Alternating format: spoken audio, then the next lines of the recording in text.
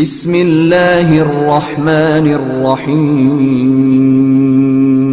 طلاق صرف 2 بار ہے، یعنی جب 2 دفعہ طلاق دے دی جائے تو پھر عورتوں کو یا تو بطریق شائستہ نکاح میں رہنے دینا ہے یا بھلائی کے ساتھ چھوڑ دینا،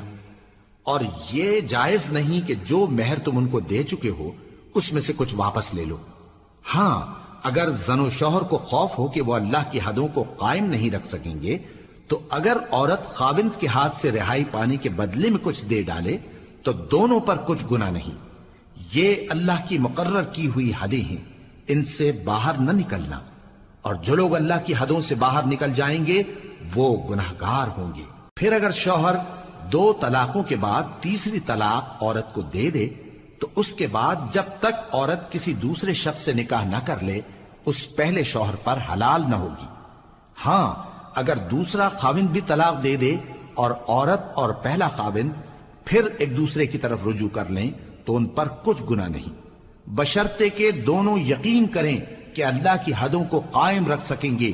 اور یہ اللہ کی حدیں ہیں، ان کو وہ ان لوگوں کے لیے بیان فرماتا ہے جو علم رکھتے ہیں۔ اور جب تم عورتوں کو 2 دفعہ طلاق دے چکو اور ان کی عدت پوری ہو جائے تو انہیں یا تو حسن سلوک سے نکاح میں رہنے دو یا بطریق شائستہ رخصت کر دو،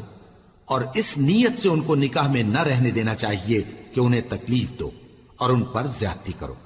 اور جو ایسا کرے گا وہ اپنا ہی نقصان کرے گا۔ اور اللہ کے احکام کو ہنسی اور کھیل نہ بناؤ، اور اللہ نے تم کو جو نعمتیں بخشی ہیں اور تم پر جو کتاب اور دانائی کی باتیں نازل کی ہیں جن سے وہ تمہیں نصیحت فرماتا ہے ان کو یاد کرو، اور اللہ سے ڈرتے رہو، اور جان رکھو کہ اللہ ہر چیز سے واقف ہے۔ اور جب تم عورتوں کو طلاق دے چکو اور ان کی عدت پوری ہو جائے تو ان کو اپنے شوہروں کے ساتھ جب وہ آپس میں جائز طور پر راضی ہو جائیں نکاح کرنے سے مت روکو۔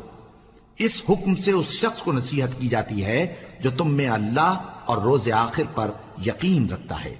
یہ تمہارے لیے نہایت خوب اور بہت پاکیزگی کی بات ہے، اور اللہ جانتا ہے اور تم نہیں جانتے۔ اور مائیں اپنے بچوں کو پورے 2 سال دودھ پلائیں، یہ حکم اس شخص کے لیے ہے جو پوری مدت تک دودھ پلوانا چاہے، اور دودھ پلانے والی ماؤں کا کھانا اور کپڑا دستور کے مطابق باپ کے ذمے ہوگا۔ کسی شخص کو اس کی طاقت سے زیادہ تکلیف نہیں دی جاتی، تو یاد رکھو کہ نہ تو ماں کو اس کے بچے کے سبب نقصان پہنچایا جائے اور نہ باپ کو اس کی اولاد کی وجہ سے نقصان پہنچایا جائے، اور اسی طرح نان و نفقہ بچے کے وارث کے ذمے ہے۔ اور اگر دونوں یعنی ماں باپ آپس کی رضامندی اور صلاح سے بچے کا دودھ چھڑانا چاہیں تو ان پر کچھ گناہ نہیں، اور اگر تم اپنی اولاد کو دودھ پلوانا چاہو تو تم پر کچھ گناہ نہیں، بشرطے کہ تم دودھ پلانے والیوں کو دستور کے مطابق ان کا حق جو تم نے دینا کیا تھا دے دو، اور اللہ سے ڈرتے رہو، اور جان رکھو کہ جو کچھ تم کرتے ہو اللہ اس کو دیکھ رہا ہے۔ اور جو لوگ تم میں سے مر جائیں اور عورتیں چھوڑ جائیں تو وہ عورتیں 4 مہینے اور 10 دن اپنے آپ کو روکے رہیں، اور جب یہ عدت پوری کر چکیں اور اپنے حق میں پسندیدہ کام یعنی نکاح کر لیں تو تم پر کچھ گناہ نہیں، اور اللہ تمہارے سب کاموں سے واقف ہے۔ اگر تم اشارے کنائے میں عورتوں کو نکاح کا پیغام بھیجو یا نکاح کی خواہش کو اپنے دلوں میں مخفی رکھو تو تم پر کچھ گناہ نہیں۔ اللہ کو معلوم ہے کہ تم ان سے نکاح کا ذکر کرو گے، مگر ایام عدت میں اس کے سوا کے دستور کے مطابق کوئی بات کہہ دو، پوشیدہ طور پر ان سے قول و قرار نہ کرنا، اور جب تک عدت پوری نہ ہو لے نکاح کا پختہ ارادہ نہ کرنا،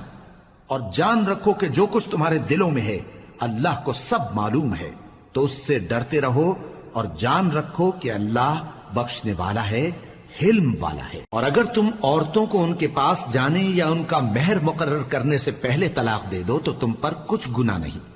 ہاں، ان کو دستور کے مطابق کچھ خرچ ضرور دو،